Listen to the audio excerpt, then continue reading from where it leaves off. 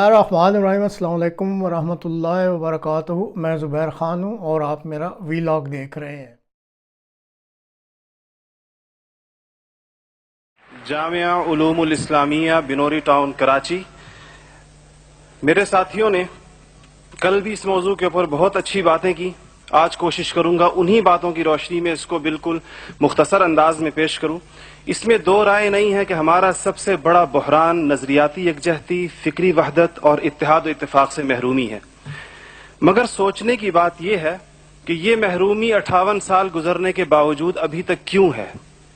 उसकी वजह यह है कि वो जो बुनियादी प्लेटफॉर्म दिया गया था कि पाकिस्तान का मतलब क्या, ला इलाहा इल्लल्लाह, उस पर कंफ्यूजन्स पैदा कर दी गई।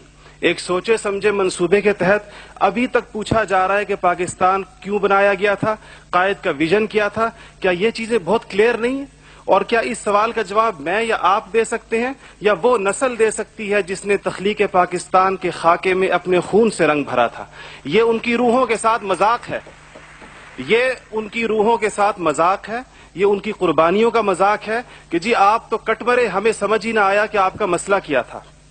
हमारा दूसरा बड़ा मसला अमन व अमान की दिगरगू सूरत हाल है और बदकिस्मती से इसको बाज़ औक़ात कहा जाता है कि इस्लाम जिम्मेदार है।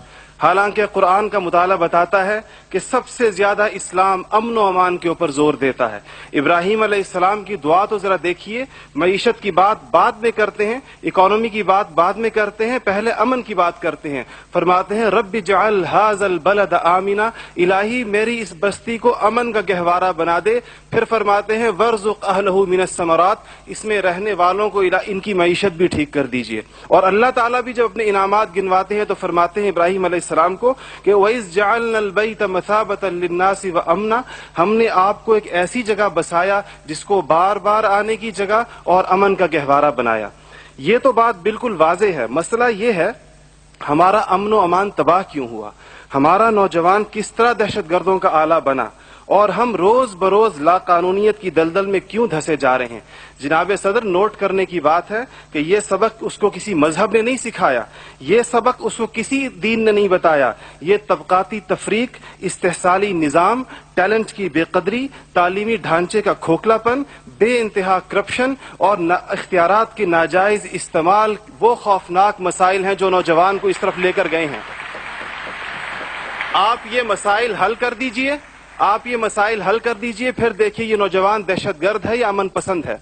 हमारा तीसरा सबसे बड़ा मसला जो इस वक्त बहुत अहमियत का हामिल है, जमहूरी रिवायात का फुकदान है।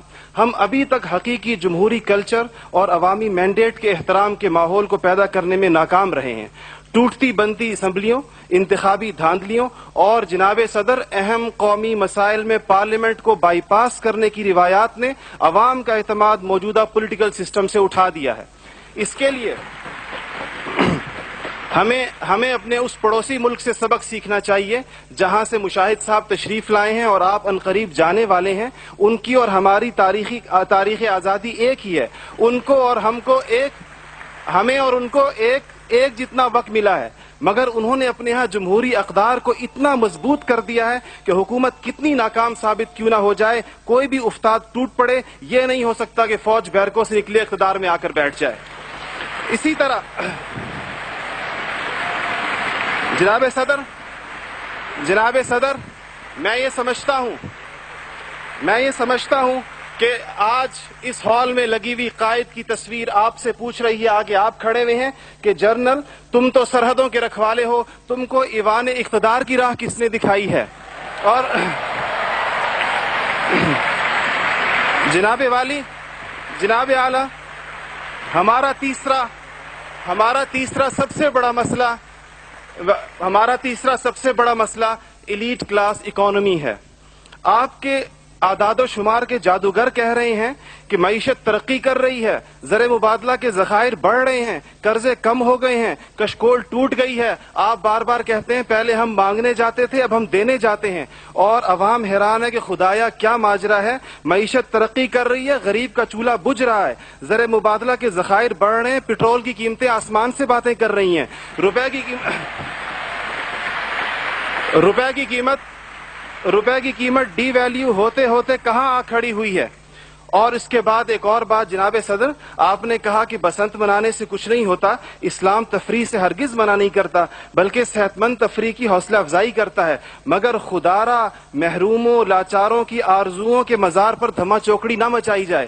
دیکھیں اسلام یہ کہتا ہے اگر ایک گھر کے اندر ایک عجیب تاثر ہے، ٹھیک ہے لوگ انفرادی طور پہ پتنگ اڑائیں، کوئی اس کو حرام نہیں کہتا، مگر جب ایک غریب دیکھتا ہے کہ میرے پیٹ میں روٹی نہیں، میرا صدر پتنگ بازی کر رہا ہے، تو وہ یوں سمجھتا ہے کہ ہمارے درمیان کوئی گیپ ہے۔ آپ بالکل وہ سمجھتا ہے، غریب کہتا ہے کہ میں، غریب دیکھتا ہے، غریب آپ کو اس کے احساسات کا بالکل اس طرح لگتا ہے ایک گھر کے اندر میت پڑی ہو اور آپ دوسرے گھر کے اندر ڈرم بجائیں کہ میں تو آزاد ہوں، غم تو تمہارا ہے میرا نہیں ہے، تو اس کو کوئی بھی اس کی اجازت نہیں دے گا، کوئی بھی مذہب کہے گا کہ نہیں، اس کا احساس کیجئے، اس کے اشک شوئی کریں، اس کو سینے سے لگائیے۔ اس کے علاوہ جناب صدر ایک بہت اہم بات جو ہم محسوس کرتے ہیں کہ بعض مسائل آپ کے لہجے کی کرختی کی وجہ سے خراب ہوتے ہیں۔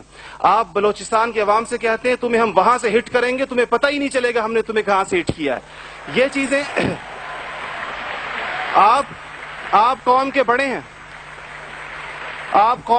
ہیں، آپ کو بالکل قوم سے اس انداز میں گفتگو کرنی چاہیے جس طرح آپ اپنے بیٹے بلال سے گفتگو کرتے ہیں۔ آپ کو اس کے جناب صدر آپ کا لہجہ جو ہے، وردی کی بات میری بہن نے کی، وردی کی بات تو آپ نے خود 14 کروڑ عوام سے کہا تھا میں 31 دسمبر کو اتار دوں گا، پھر قوم کے وسیع تر مفاد میں آپ وعدے سے مکر گئے۔ تھینک یو جی، شکریہ، مہربانی، تھینک یو، آپ کا ٹائم ہو گیا ہوگا جی۔